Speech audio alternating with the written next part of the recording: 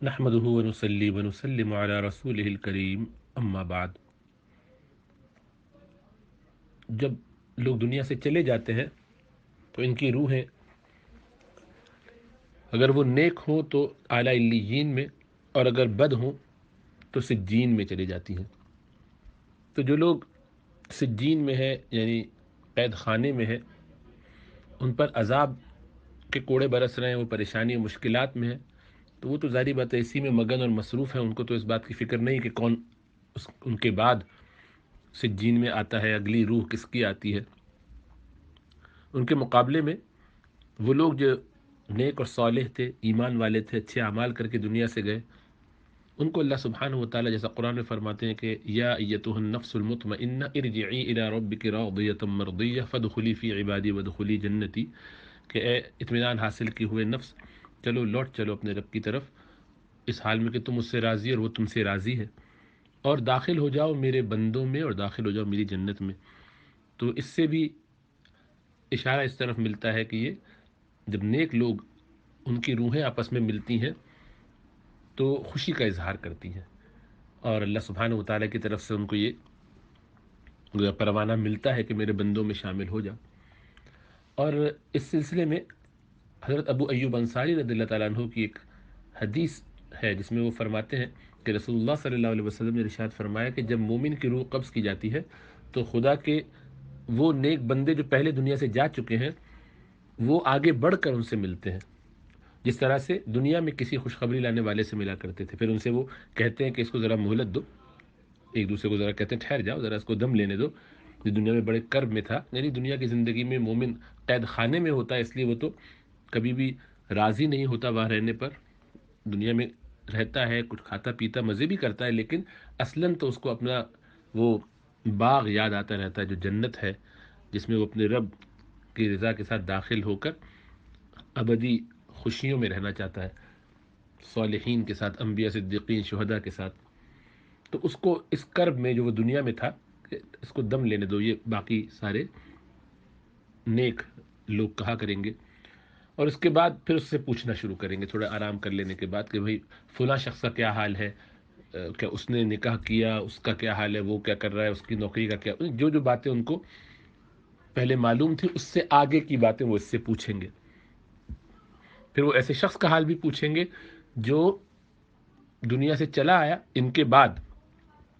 لیکن جو نیک روح ابھی آئی ہے اس سے پہلے،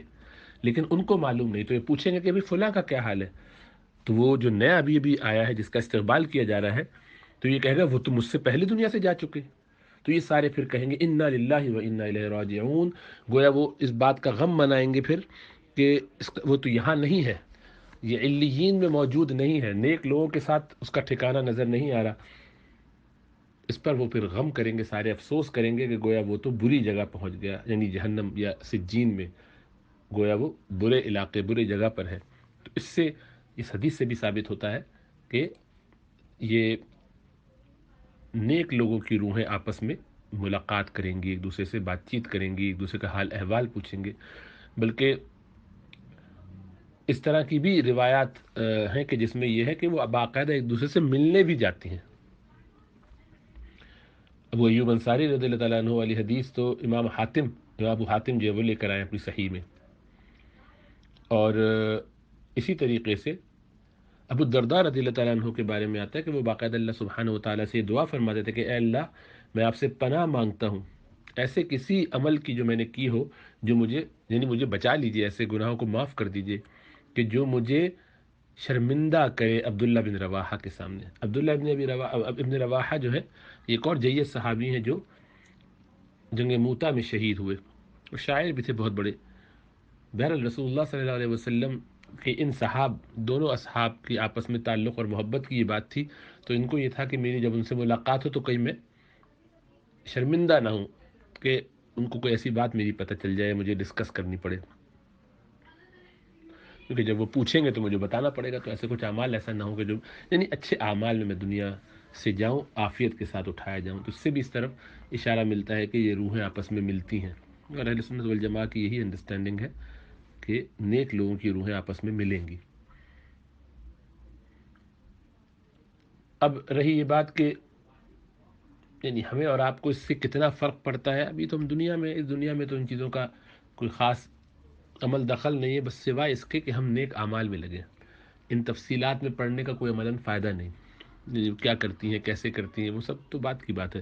ہم ابھی اپنے آپ کو اس کام کے لیے تیار تو کریں کہ جو ہمیں اللہ کی رضا، اس کی رحمت میں لے جائے، اس کی جنتوں میں لے جائے۔ تو بس دنیا میں محنت کرنی ہے، کام میں لگے رہنا ہے، آخرت کی فکر کرنی ہے۔ ان زیادہ چکروں میں نہیں پڑنا چاہیے کہ ایگزیکٹلی کیسے اور کیا، کیوں، کب، کیسے ہوگا۔ اس میں وقت برباد کرنے کی ضرورت نہیں ہے۔ اصل تو کام یہ کرنا ہے کہ بس الحمدللہ وہاں نیک لوگوں کے درمیان ہمیں اللہ پہنچا دے، فرشتے بہت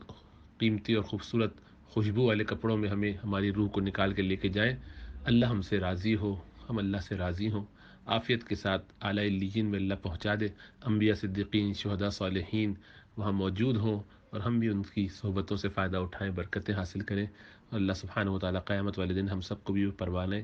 فوز و فلاح عطا فرما دے، نبی اکرم صلی اللہ علیہ وسلم کے حوض کوثر سے پینے کی توفیق عطا فرمائے، اپنا دیدار نصیب فرمائے، اللہ تمام انسانوں کے لیے مقدر فرما دے، اللہ اپنی رحمت سے خیر مسلموں کو بھی مسلمان کر کے یہ سب رحمتیں اور نعمتیں عطا فرما دے، شیطان اور اس کی ذریت اور دجال اور ان کی تمام چیلوں سے اللہ سبحانہ و تعالیٰ پوری امت کی حفاظت فرمائے۔